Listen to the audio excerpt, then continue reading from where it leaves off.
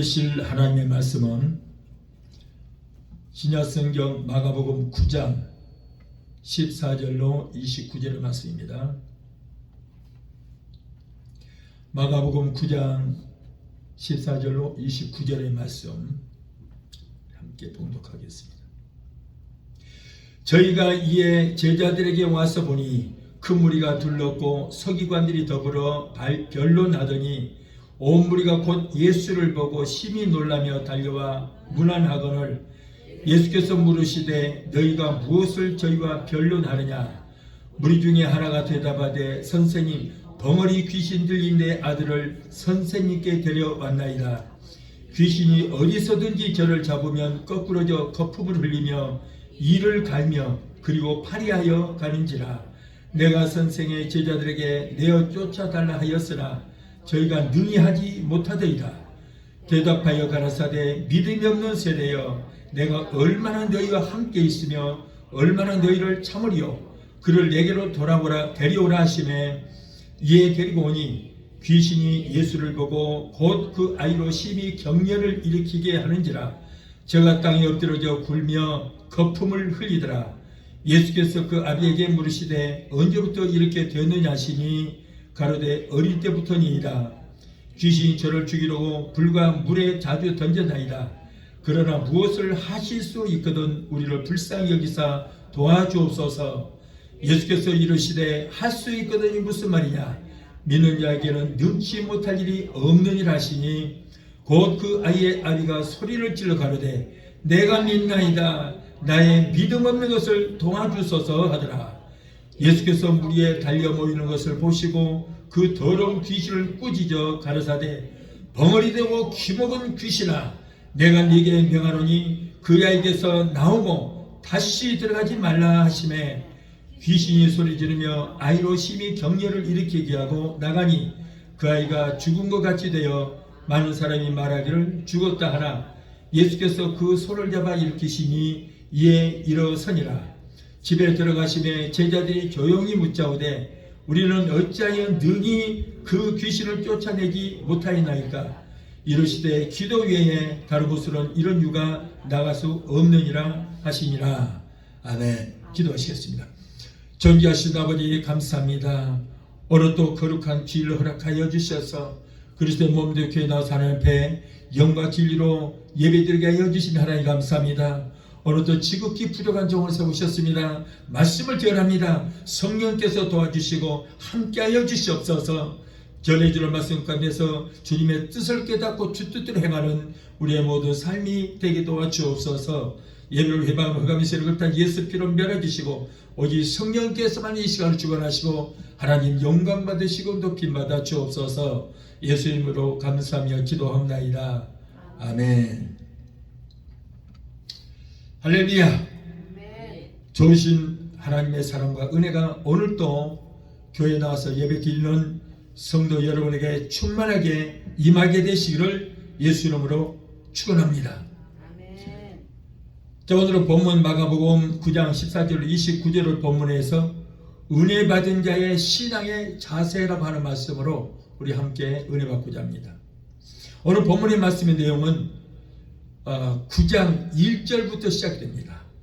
마가복음 9장 1절로 13절까지는 예수님의 변화산의 모습이 기록이 되었습니다. 베드로와 야고보와 요한 세 명의 제자는 예수님과 함께 산 위에 올라가서 예수님의 그 아름다운 모습으로 변화하신 그 모습을 통해서 황홀한 광경을 보게 되었습니다. 평생에 말로만 들어오던 엘리야도 보았고 그리고 모세의 모습도 보았습니다. 얼마나 황홀한 광경인지 베드로는 얼른 말하기를 선생님, 제가 초막 셋을 여기다 짓겠습니다. 하나는 우리 주님을 위해서 짓고 하나는 엘리야를 위해서 그리고 하나는 모세를 위해서 짓겠습니다. 그러니 우리 내려가지 말고 여기서 삽시다. 그때 예수님께서는 그 말을 듣고 아무런 대답도 하지 아니하시고 서둘러서 산 아래로 내려가셨습니다. 그런데 산 아래에서는 큰 사건이 벌어졌습니다.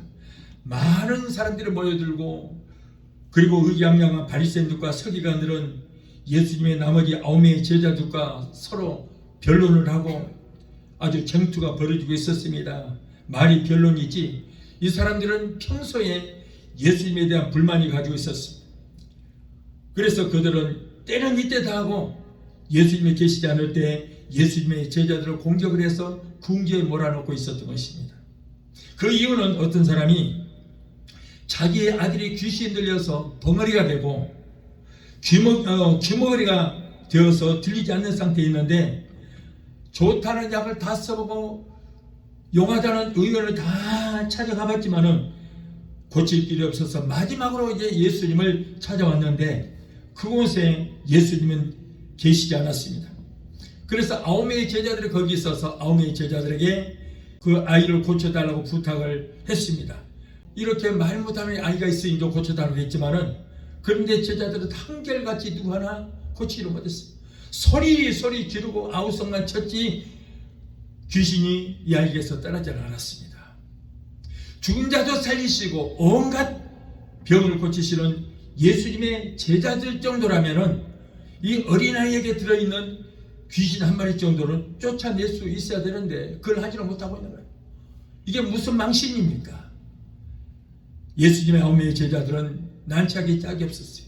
죽음을이라도 있으면 찾아 들어가고 싶은 그런 심정이었습니다.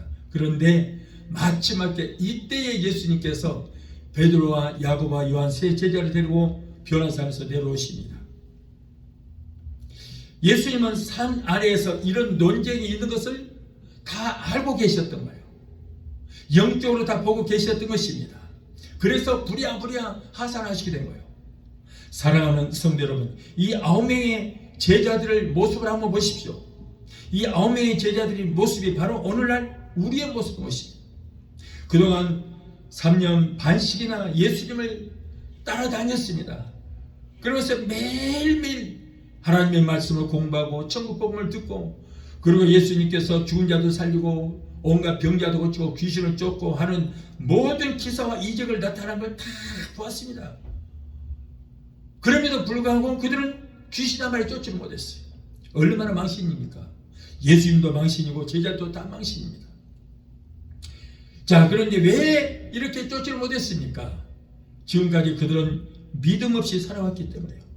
예수님께서는 제자들에게 분명히 뱀과 정갈을 밟으며 원수의 모든 능력을 지할 권세를 그들에게 주셨다고 했어요.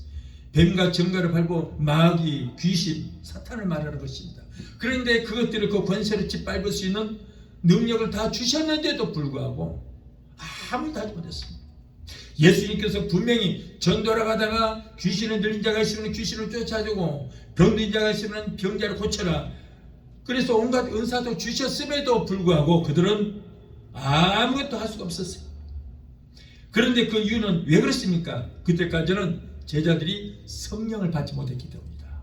성령을 받지 못했기 때문에 그래서 은사가 없는 거예요. 그리고 은사를 사용할 만한 믿음도 없었습니다. 그래서 제자들이 이러지도 못하고 저러지도 못하고 있을 때에 예수님께서 나타나셨던 거예요.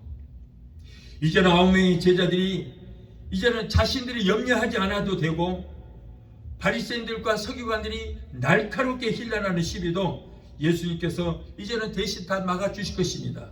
그래서 이제 예수님께 들어오시니 얼마나 반가웠겠습니까? 오늘날 우리들도 마찬가지입니다. 우리가 붙잡고 해결하지 못하는 이 어려운 문제와 공경에서 우리가 고통당하고 있을 때 예수님께서 이 모든 걸 책임져 주시고 해결해 주실 것이라는 것을 믿게 되시길 바랍니다. 아멘. 아들의 병을 고치러 왔던 이 사람은 그만 실망을 했습니다. 그러나 반신반의하는 마음으로 예수님께 간청하기를 선생님 무엇을 할 수 있거든 내 아들의 병을 고쳐주시옵소서라고 할 때에 예수님께서는 책망하셨습니다. 할 수 있거든이 무슨 말이냐? 믿는 자에게 능치 못할 일이 없다.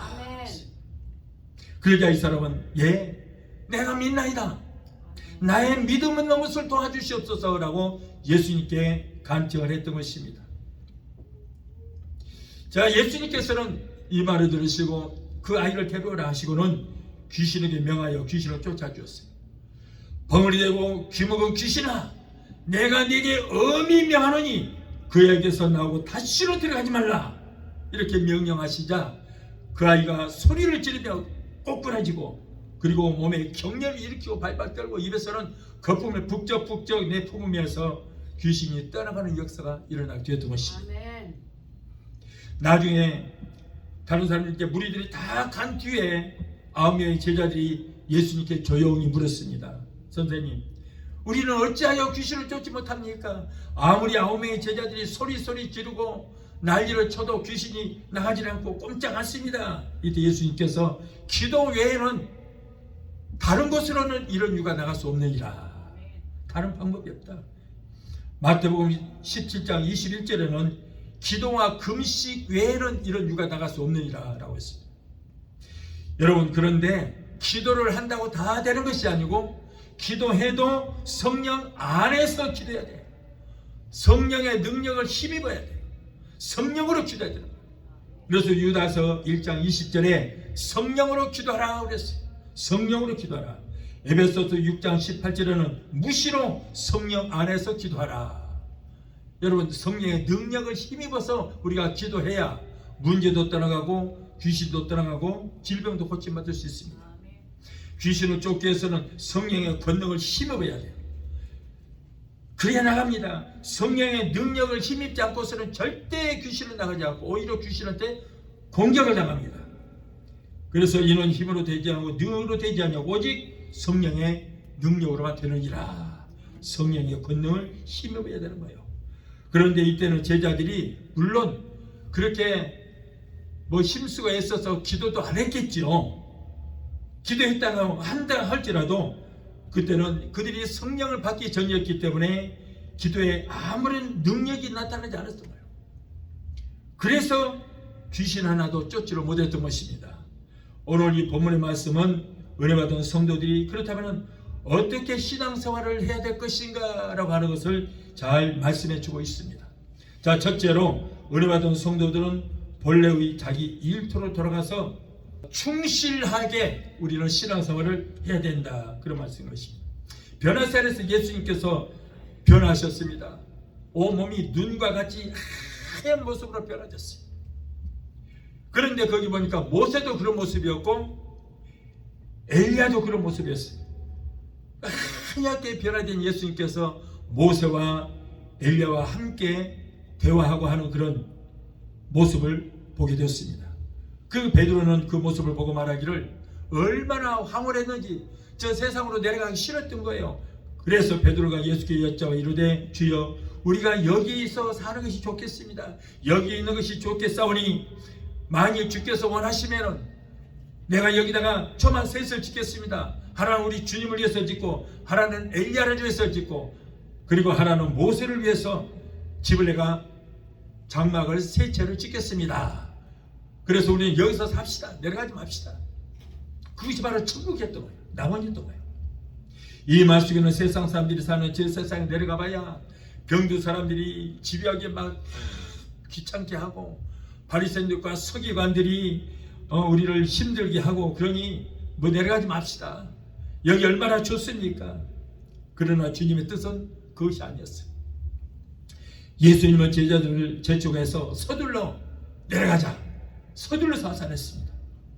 예수님이 산 아래에서 내려와서 보니까 이와 같은 큰 일이 벌어지고 있었어요.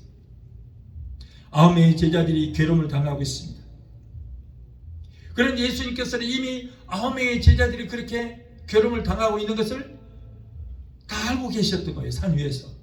그리고 귀신을 잡혀서 귀 먹고 말 못하는 아이가 예수님의 도움이 필요하다는 것도 다 알고 계셨던 거예요. 그래서 예수님께서는 베드로가 예수님 내려가지 말고 여기서 삽시다. 아주 좋은 집을 내가 지어드릴 테니까 여기서 삽시다. 그러지만 예수님께서는 해야 할 일이 있기 때문에 부랴부랴 하산하셨던 것입니다. 오늘 우리들이 이 말씀을 통하여 은혜 받은 성도들은 항상 교회에만 붙어 있어서는 안 되는 거예요. 세상으로 가야 됩니다. 그래서 우리는 세상에서 빛과 소금의 역할을 해야 되는 거예요. 또한 하나의 미랄이 되라고 예수님께서는 분명히 말씀하셨습니다. 그런데 한국의 박태선이라든가 그리고 신천지 통일교 문선명 같은 이런 사이비 이단들은 은혜를 받으면 세상으로 못 내려가게 하고 전부 거기다가 잡아놓고 집단 생활을 하게 됩니다. 이 사회의 종교들의 특성은 뭐냐면요, 신도들을 강제로 억압을 하고 내려가지 못하게 하고 그 집단 생활합니다. 그래서 항상 감시를 하고 도망치지 못하도록, 만일로 도망치다 걸리면 얼마나 폭행을 하지 몰라요. 건달의 애들 데려다가 감시를 하고 항상 지킵니다. 여러분, 그것이 바로 사회의 종교들의 특성이에요. 그러나 우리 그리스도인들은 항상 사회와 함께 살아야 돼요. 우리는 세상 속으로 들어가야 되는 거예요. 사회 속에서 예수 그리스도를 증거하면서 부패한 세상 속에서 빛과 소금의 직분을 다하는 것이 우리 여러분 그리스도인들의 임무인 줄로 믿습니다. 기독교는 불교처럼 세상을 버리고 속세로 숨는 것이 아닌 거예요. 산속으로 숨어 들어가는 것이 아닌 것입니다. 우리는 세상 속으로 나가야 돼요. 세상에 들어가서 세상을 구원해야 되는 것입니다. 그래서 예수님의 제자들도 성령 받고는 전부 세상 속으로 들어가서 순교를 당하면서까지 모두가 복음을 전했던 거예요. 여러분, 배는 물이 있어야 합니다. 배는 물 위에 떠 있어야 배가 목적하는 곳으로 갈 수 있는 거예요. 그러나 배 안에 물이 들어오면 안 되는 것입니다. 그러면 곧 침몰하게 되겠죠.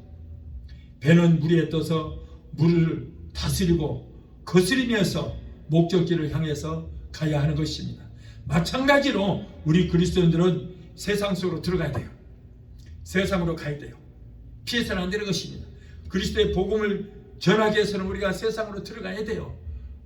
그래서 우리가 세상에 들어가야 되지만, 그러나 세상 풍조가 내 안에 들어오면 나는 영적으로 죽고 맙니다. 우리는 세상을 지배하고 정복하고 다스리고 들어가서 세상을 우리가 다스리면서 그곳에다가 그리스도의 복음을 전해야 되는 거예요. 그것이 우리의 사명인 줄 믿습니다. 만일에 세상 끝들이 우리 안에 들어오게 되면은 우리의 믿음은 여지없이 파손되고 결국에는 영적으로 죽고 침몰하게 된다, 그런 말이에요. 그런데 오늘날 참 안타까운 것이 심지어는 교회 안에까지 세상 문화가 다 들어오고 있어요. 젊은 청년들을 복음하기 위해서, 그들을 구원하기 위해서는 그들이 좋아하는 세상 문화를 받아들여야 된다는 거예요. 네. 그래서 세상 문화가 들어와서 완전히 교회를 지금 장악하고 있습니다. 여러분, 절대 그래서는 안 되는 거예요.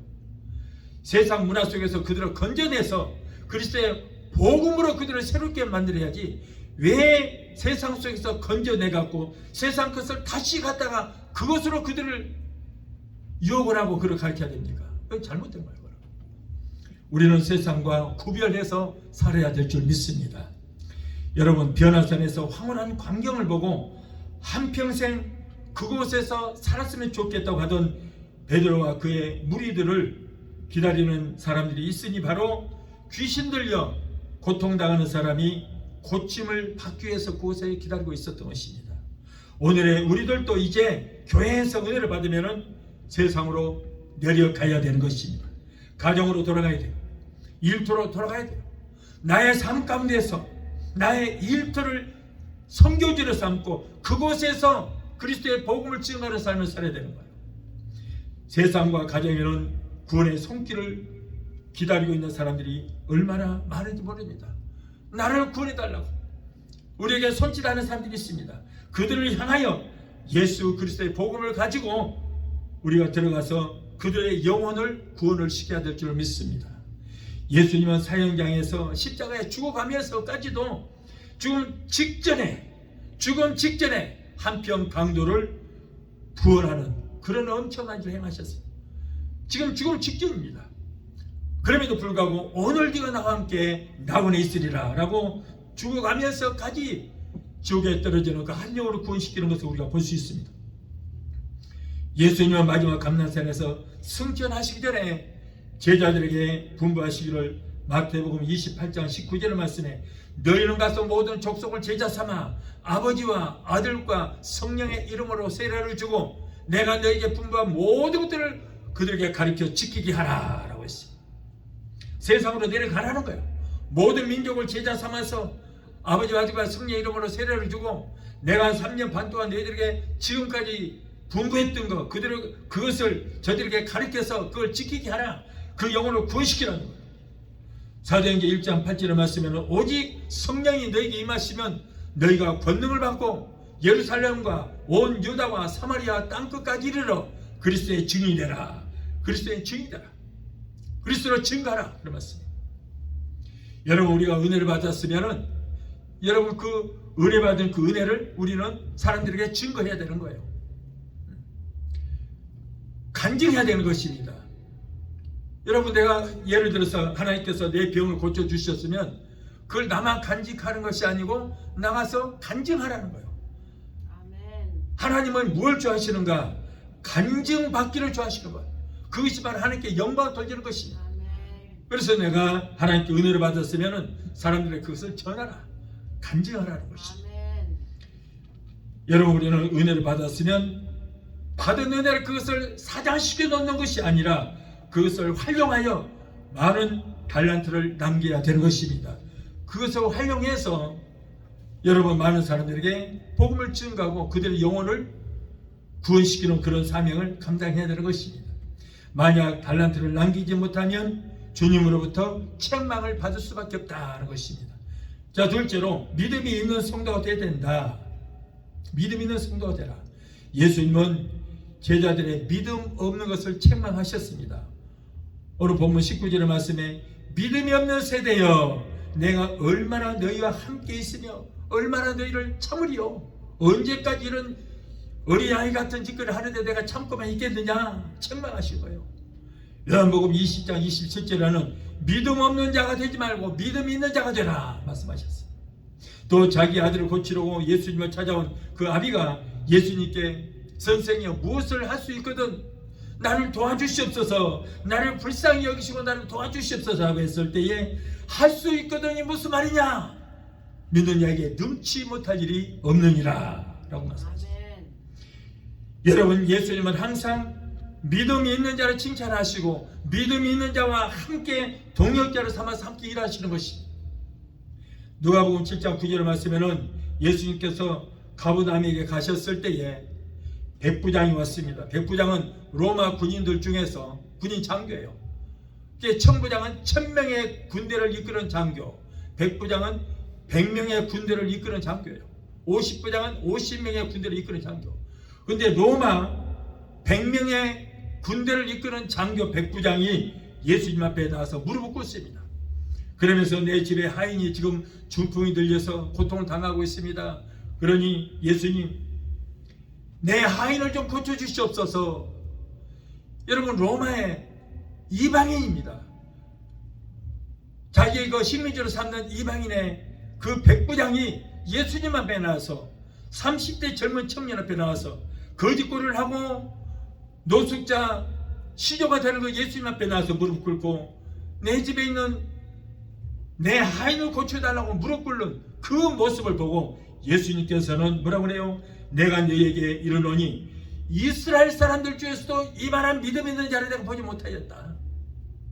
그러면서 예수님께서는 이 백부장을 칭찬하시고 가라, 네가 믿느냐? 예, 믿습니다. 내 믿음대로 될지어다 라고 말씀하시니 그 즉시로 멀리 있는 자기 집에 지금 중풍이 걸려서 누워있는 백부장의 하인이 고침받는 역사가 일어난 거예요. 백부장의 믿음으로 고침받는 역사가 일어났습니다. 여러분, 예수님께 자기의 믿음을 고백했던 백부장의 믿음으로 이렇게 멀리 있는 자기의 하인이 고침받은 것처럼 우리 가족이나 우리 친척 중에서도 믿음이 없는 그런 병들어 있는 사람이 있을지라도 여러분, 내가 백부장의 믿음으로 그 사람을 위해서 믿음으로 기도하면 치료되는 역사가 일어나게 되는 것입니다. 그뿐 아니라 예수님은 병자를 고치실 때에도 내 믿음이 너를 낫게 하였느니라, 내 믿음대로 될지어다, 따라 내 믿음이 너를 구원하였다. 여러분, 우리가 아무리 능력 있는 사람이 기도를 해줘도 내가 믿음이 없으면은, 기도 받는 사람이 믿음이 없으면은 잘 고쳐지지 않습니다. 예를 들어 주의 종이 안수를 해도 하나님의 종이기 때문에 하나님께서 그 종을 통하여 기적을 일으켜 주시기 위해서 믿어야 돼요. 기도할 때 그래서 믿고 아멘, 아멘으로 받아들일 때에 여러분에게도 기적이 일어나게 될 줄 믿습니다. 그래도 고침받는 거예요. 그래서 여러분, 예수님께서는 내게 기적을 베푸시는 것이 아니고 내 안에 있는 믿음에다가 기적을 베푸시는 거예요. 내 안에 있는 믿음에다가 기적을 베푸시는 거예요. 그래서 혈루증 여인에게도 땅에 빡빡 기어서 저기 있는 예수님 옷자락에 손만 대어도 자기 혈루증이 날 거라는 거 믿음을 가지고 사람들 그 틈으로 가랑이 사이로 끼어가서 예수님 옷에다가 손을 대는 그 순간에 예수님으로부터 엄청난 아주 고압 전기 같은 것이 쫙 자기 몸에 들어오더니 혈루증이 따라가는 역사가 일어났어요. 그 사람의 믿음이었습니다. 그 여인의 믿음으로 그런 역사가 일어나게 된 거예요. 여러분, 그러므로 믿음은 성도의 자본입니다. 자본이 많은 사람은 사업도 잘 할 수 있어요. 자본이 없으면은 여러분 사업이 잘 안 됩니다. 잘 할 수 없습니다. 우리들은 믿음의 자본을 많이 가져야 될 줄을 믿습니다. 그러기 위해서는 고린도전서 12장 9절에 말씀하신 성령을 충만히 받고 성령께서 우리에게 내려주시는 은사 믿음, 믿음의 은사를 우리는 받아야 올바른 믿음 생활을 할 수 있는 거예요. 내가 아무리 잘 먹고 싶지만은, 아무리 잘 믿고 싶지만 여러분 그게 쉬운 것이 아닙니다. 성령께서 내게 믿음의 은사 믿음을 주셔야 올바로 믿어지는 거예요. 성령께서 주시는 은사 믿음 받지 않으면 우리의 믿음도 가짜 믿음이요 구원도 모두가 헛되고 마는 것입니다. 어떤 분들은 오직 말씀으로만 구원을 받는다, 말씀으로만 구원받는다. 예, 맞습니다. 지극히 당연한 말씀입니다. 그러나 그 말씀도 성령 안에서의 말씀이라야 우리가 그 말씀으로 구원을 받게 되는 거예요. 성령 없는 말씀은 우리를 구원할 만한 능력이 없습니다. 성령이 없는 말씀은 우리를 구원하지 못합니다. 우리가 성령 충만히 받아야 그 말씀이 믿어지는 거예요. 성령 충만할 때에 그 말씀이 능력이 되는 것입니다. 성령 안에서의 말씀은 우리의 영과 혼과 및 관절과 골수를 찔러 쪼개는 그런 능력이 나타나게 되는 거예요. 성령 안에서요. 예수님의 제자들은 3년 반 동안 예수님을 따라다니셨습니다. 매일매일 천국이다 복음도 들었고요, 하나님 말씀도 공부했습니다. 그리고 예수님께서 온갖 기사와 이적을 행하시는 모습 다 보았습니다. 그런데 그랬음에도 불구하고 여러분 제자 중에 단 한 사람도 예수 믿고 구원받은 자가 없었어요. 없었습니다. 변화된 사람도 한 사람도 없어요. 그들은 여전히 나약한 겁쟁이 되었습니다. 그랬던 그들이 오순절날 마가의 다락방에서 성령을 충만히 받고 나서 그때부터 이제 예수님의 모든 말씀이 기억나고 떠오르고 생각나기 시작했던 거예요. 처음에는 예수님께서 잡혀가시자 저 예수 별것 아니었네 의심을 하기 시작한 거예요. 실패자네. 예수가 메시아라고 그러더니 메시아는 무슨 메시아야. 저렇게 나약하기 짝이 없는 저 예수 우리는 필요 없어 하고 다 도망갔어요. 다 도망갔어요. 한 사람도 없어요. 모두가 겁쟁이였습니다. 그런데 예수님께서 그들이 오순절날 성령을 받고 나니까 그동안에 예수님께서 가르쳐준 말씀이 지금 예수님 없습니다. 하늘로 올라가고 없어요. 자기들만 있는 거예요. 그럼에도 불구하고 성령을 받고 나니까 그때부터 3년 반 동안 예수님께서 말씀하셨던 그 말씀이 다 떠오르는 거예요. 다 기억이 나요. 깨달아지기 시작하는 거예요. 이해를 못했는데 이제 이해가 되는 거예요. 예수님께서 돌아가신 것이 실패가 아니고 우리 인류를 위해서, 우리의 영혼을 위해서, 우리를 위해서 대신 죽어주셨다는 게 그때부터 깨닫기 시작하는 거예요. 예수님께서 직접 말씀을 증거할 때는 그 말씀을 믿는 자가 하나도 없었습니다. 그런데 성령을 받고 나니까 그때부터 예수님께서 하셨던 말씀이 떠오르고 믿어지기 시작하고 그때부터 그들은 성경을 쓰기 시작합니다. 요한복음 6장에 보면은 예수님께서 500여의 기적을 행하시고 22절로 63절까지의 설교를 하시자 예수님을 그 말씀을 듣던 자들은 모두가 다 따라오고 있어요. 여러분 500여의 기적을 일으켰으니까 얼마나 많은 사람들이 있겠어요. 남녀노소 한 3만 명 이상이 됩니다. 그런데 이 사람들이 다 따랐어요. 왜? 예수님께서 좀 강한 말씀을 하셨거든요. 그때 설교를 강하게 하셨어요. 그랬더니 다 떠났어요. 그럴 때 예수님께서 슬퍼하시면서 67절에 너희도 나를 떠나줬느냐라고 물으셨어요. 그 많은 사람들이 썰물처럼 싹 빠져나가고 12명의 제자들만 남았습니다. 얼마나 마음이 슬펐는지. 제자들에게 너희들도 나를 떠나겠느냐라고 물었을 때에 68절에 시몬 베드로가 뭐라고 해요? 대답하여 이르되 주여 영생의 말씀이 계심에 우리가 누구에게로 가오리까? 우리가 어디로 떠나겠습니까? 이렇게 고백했던 그들이 얼마 후에 그들은 예수님께서 로마 병정들에게 잡혀가시자 한 사람도 없이 다 도망가옵소서. 다 도망가옵소서. 오직 예수님의 십자가 밑에는 여인들과 요한만이 십자가 밑에 남아 있었던 것입니다. 제자들이 이렇게 비겁한 것은 왜 그렇습니까? 바로 성령을 받지 못했기 때문이다. 그러므로 우리는 성령 안에서 믿음의 은사를 충만히 받아야 할 줄 믿습니다. 여러분들도 주님이 칭찬하시는 담대한 믿음을 가지고 받은 은혜를 쏟지 않고 항상 승리하는 성도가 되게 되시를 예수 이름으로 축원합니다. 여러분, 믿음은 두 가지가 있습니다. 일반적인 믿음이 있고 은사 믿음이 있습니다. 자, 일반적인 믿음은 뭡니까? 바로 인간과의 관계에서 서로 신뢰하는 것. 그래서 운전자 믿고 택시 타고, 비행기 조종사 믿고 비행기 타고, 은행 믿고 내 귀한 돈을 거기다 맡길 수 있습니다. 이것이 바로 일반적인 믿음이에요. 그런 믿음은 다 있습니다.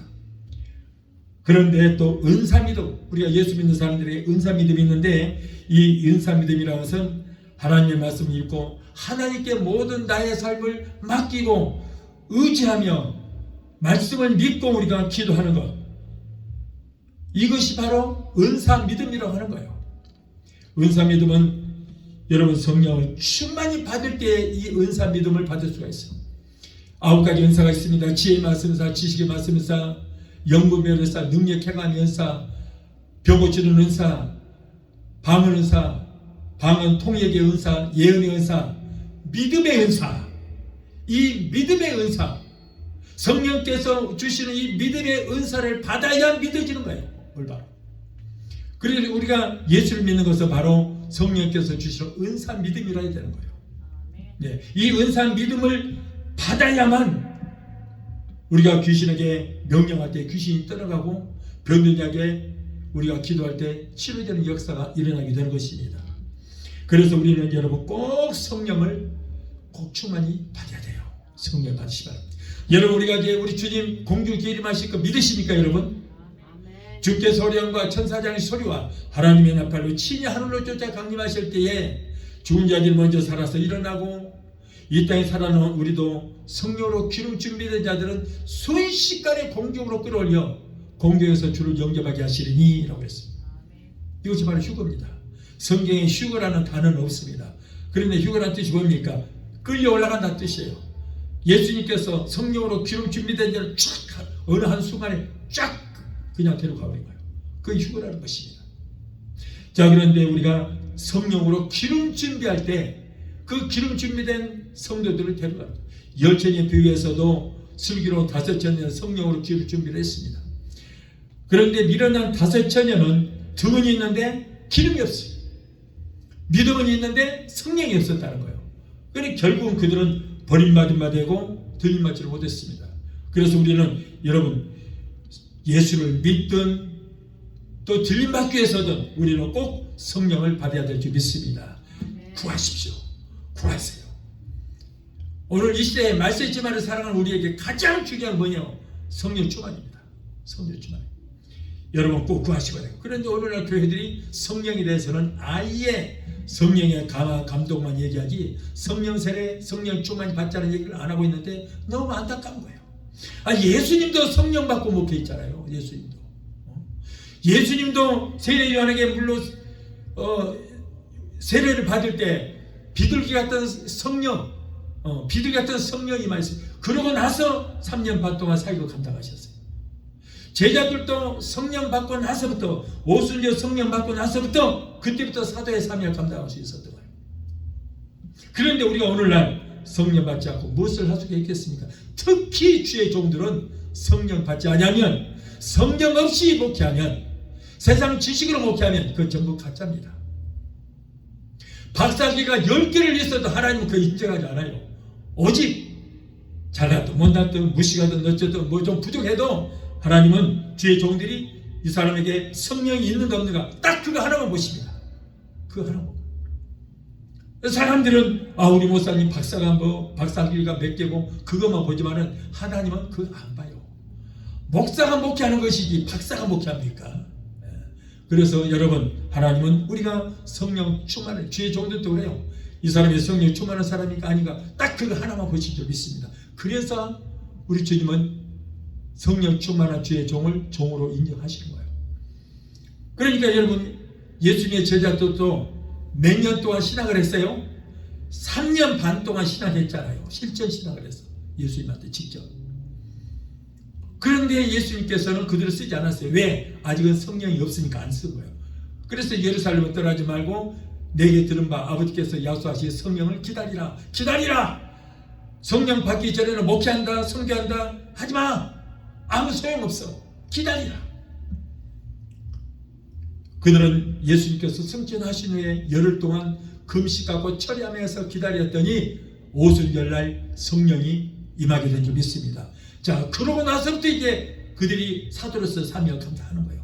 그 성령 받고 나서. 성령 받자마자 그 즉시 나가서 베드로가 복음을 전하니 3,000명, 5,000명씩 회개하는 역사가 일어나게 되었던 것입니다.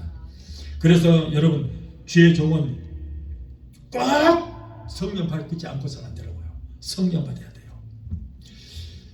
자, 셋째로 기적의 능력은 기도로부터 시작한다. 모든 일이 다 끝난 뒤에 예수님의 9 제자들이 예수님께 조용히 물었습니다. 선생님, 우리들은 어찌하여 귀신 하나도 쫓아내지 못합니까? 아무리 소리 지르고 몸부림을 치고 9명에서 합창으로 그냥 이 귀신아 물러가라! 물러가라 해도 귀신이 눈 하나 깜짝 안 하고 우리만 그냥 비웃고 있네요. 어떻게 된 겁니까?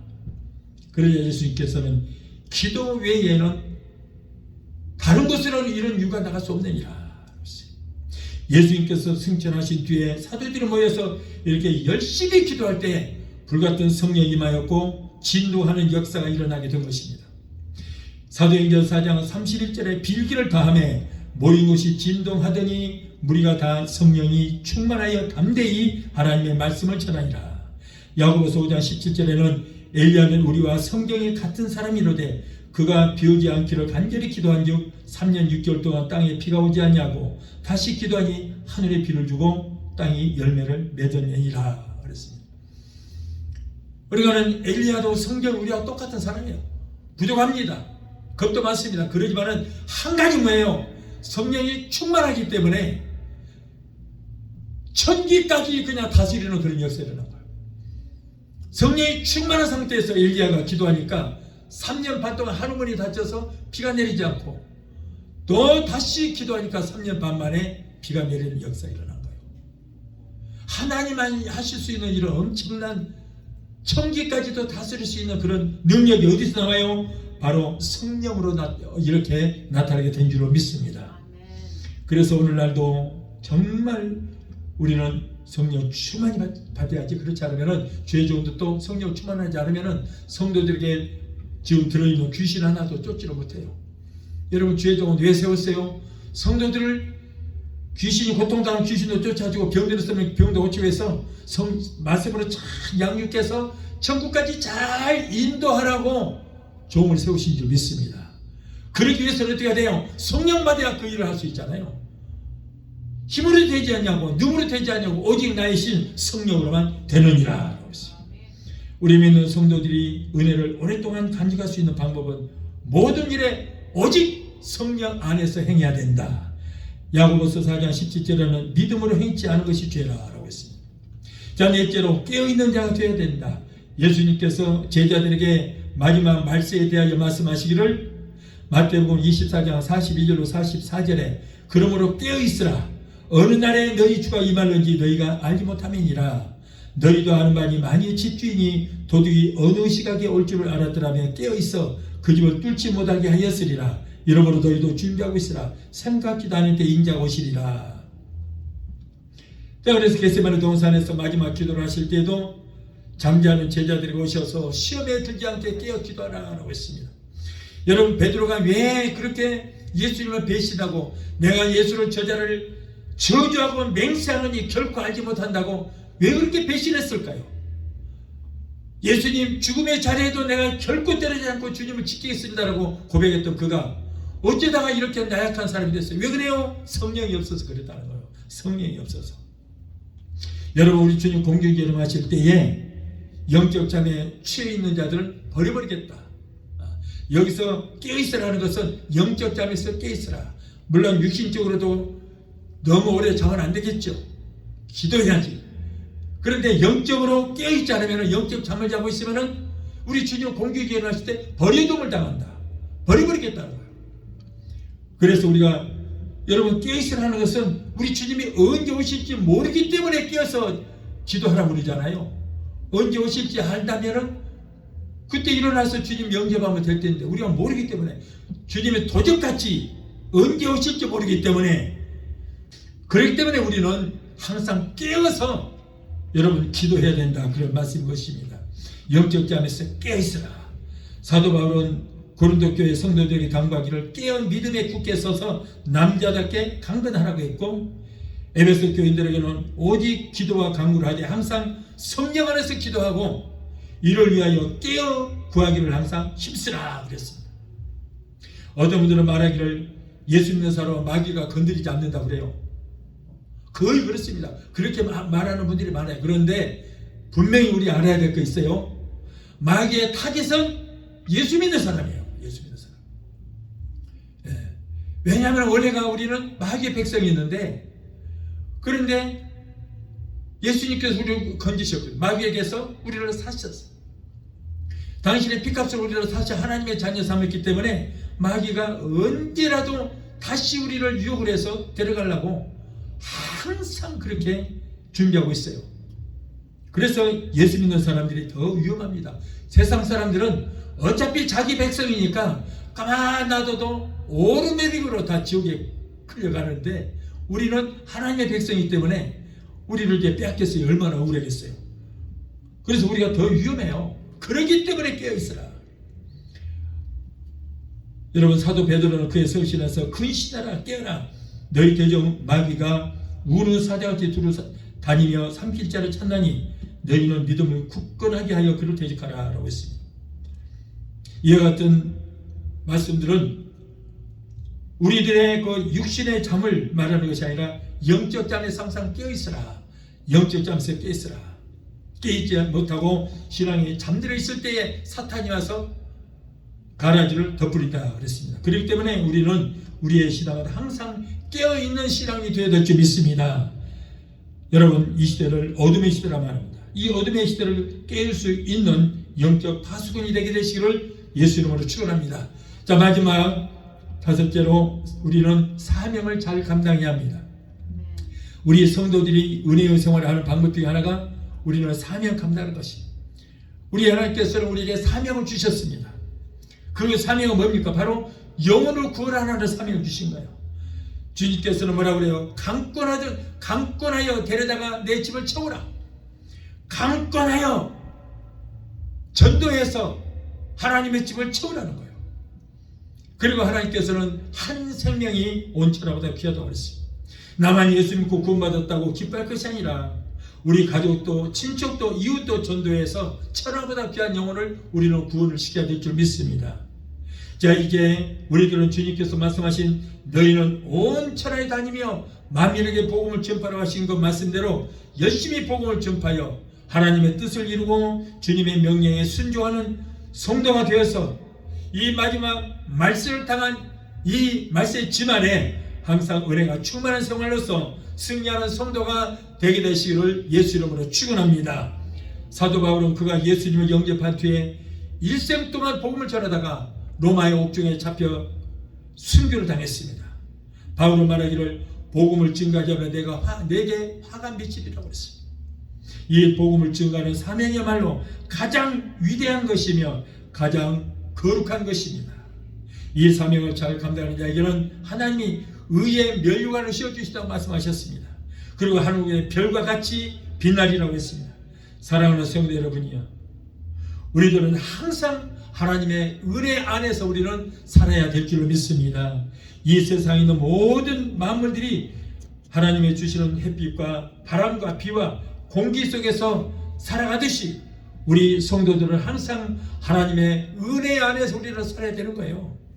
등산을 하는 사람들이 높은 산에 올라가면 그곳에는 산소가 부족해서 숨쉬기가 어렵다고 말합니다. 그래서 산소 결핍증으로 두통이 오고 어지럽고 하는 그런 증세가 오기도 합니다.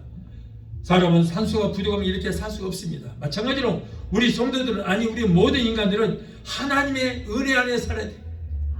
하나님의 은혜의 결핍증에 걸리면 절대 안 되는 것입니다. 오늘도 내일도 항상 충만한 생활을 해야 될 줄로 믿습니다. 그러기 위해서는 먼저 생활 가운데서 우리는 소금과 빛의 직분을 우리는 감당하는 저와 여러분이 되어야 되겠습니다. 믿음이 있는 성도가 되어야 됩니다. 기도하는 성도가 돼서 능력 있는 삶을 살아야 되는 것입니다. 아멘. 항상 영적으로 깨어있는 자가 되어야 돼요. 사명 감당하는 성도가 되시기를 바랍니다. 모쪼록 성령 충만, 은혜 충만, 말씀 충만하여 항상 주 안에서 승리하는 성도가 되게 되시기를 예수 이름으로 축원합니다. 아멘. 찬양 한 곡 하시고 기도하시겠습니다.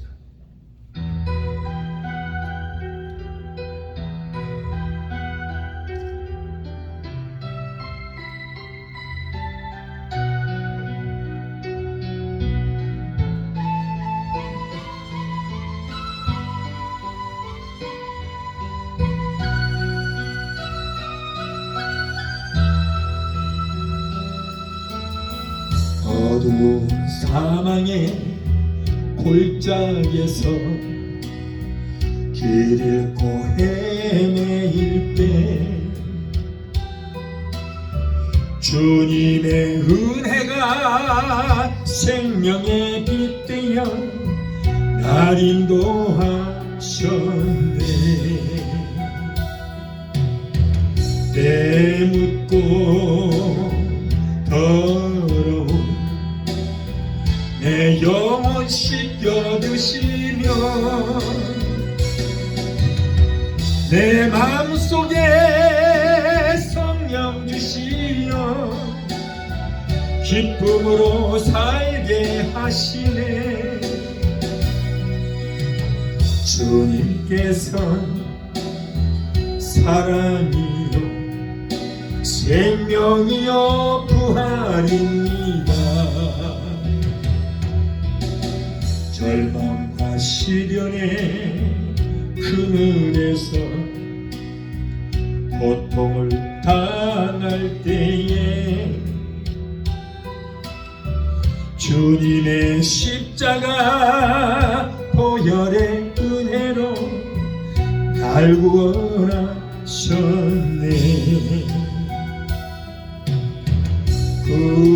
구원의 축복으로 생명줄이 얻으시며 내 이웃을 내 몸과 같이 사랑하며 살라 하시네. 주님께서 사랑이요 생명이요 부활입니다. 기도하시겠습니다. 걸어가시고 존귀하신 하나님 아버지, 오늘도 우리에게 참으로 귀한 말씀 주심을 감사합니다. 은혜 받은 자의 신앙의 자세에 대해서 오늘 말씀하셨습니다. 우리는 하나님의 은혜 받은 자로서 삶 속에서 빛과 수금의 직분을 잘 감당케 하시고 무시로 기도하는 성도, 능력 있는 생활을 하는 성도, 항상 영적으로 깨어있는 성도가 되게 하시며 항상 성령 충만, 은혜 충만, 말씀 충만, 매일매일 삶에서 승리하는 성도들이 될 수 있도록 우리를 지켜주시옵소서. 예수 이름으로 감사하며 기도합니다. 아멘. 이제는 제가 여러분들을 위해서 기도해 드리겠습니다. 제가 마무리 기도해 드리겠습니다. 몸이 아프신 분은 아픈 곳에 믿음으로 손을 얹으시 바라요. 그리고 문제 있는 분들은 가슴에다가, 손이 있는 분들 가슴에 손을 얹으시 바랍니다. 믿음으로 얹으실 때에 여러분의 믿음을 보시고 하나님께서 기적을 베풀어 주시게 될 줄로 믿습니다. 자, 여러분을 위해서 제가 기도해 드리겠습니다. 마무리 기도를 해드리겠습니다. 문제 있는 분들 가슴에 손 얹으시고, 몸이 아프신 분들은 아픈 부위에다가 믿음으로 손을 얹으시 바랍니다. 오늘 영상을 통하여 함께 예배에 참여하신 분들도 여러분 믿음으로 손을 얹으시고 기도했습니다. 문제의 결자가 되시고 우리의 질병을 치료해 주시는 여호와 라파 치료 하나님, 오늘 사랑하는 하나님의 자녀들이 가정 문제, 생활 문제, 자녀들의 문제, 직장과 비즈니스 같은 온갖 문제를 가지고 주님 앞에 나왔습니다. 하나님은 우리의 영혼이 잘된 같이 이 세상의 삶에 사는 모든 범사가 잘되고 우리의 영육간의 당근한 복을 받기를 원하신 줄 믿습니다. 우리의 모든 협병과 사경하시는 주님, 힘들고 어려운 가운데 사랑하는 하나님의 자녀들의 기도를 들으시고 저들 여러가지 문제 가운데서 구원하시고 치료의 역사가 일하여 주시옵소서. 너는 내게 부르짖으라 내가 네게 응답하겠고 내가 하려면 나는 그거 비밀한 기적의 역사라고 이런 말씀하셨습니다. 이 말씀 믿고 기도하니 주여 저들의 모든 문제 가운데서 해결받고 문제를 떠나가는 역사가 일어나게 되기도 주시옵소서. 이 어려운 시대에 성령님 역사하여 주셔서 가족들이 모두가 잘되는 역사가 있게 하여 주시옵시고 자녀들 하나님을 잘 섬기고 하나님께서 주시는 복을 얻게 되기도 주시옵소서.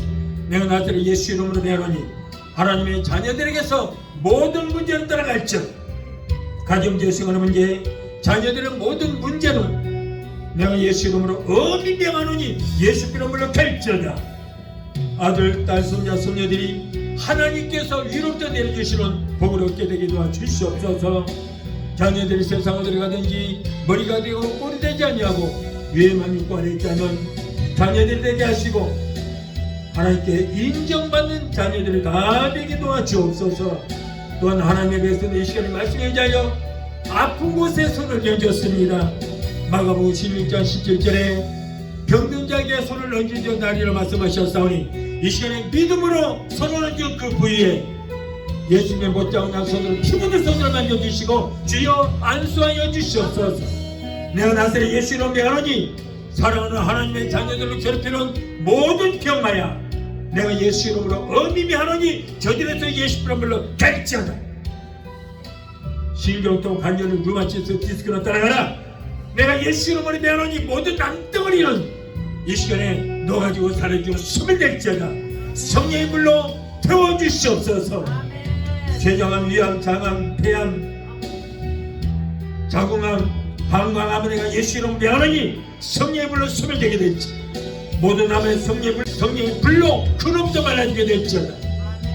신부전증, 신근경세, 신장 부종의 신장염은 내가 예수 이름으로 깨끗하게 고침받을지어다. 신경수, 유전병, 위험, 위궤양, 수압을 향해 내가 예수 이름으로 명하노니 저들에서 예수 이름으로 갈지어다. 모든 감염증도 떠나갈지어다.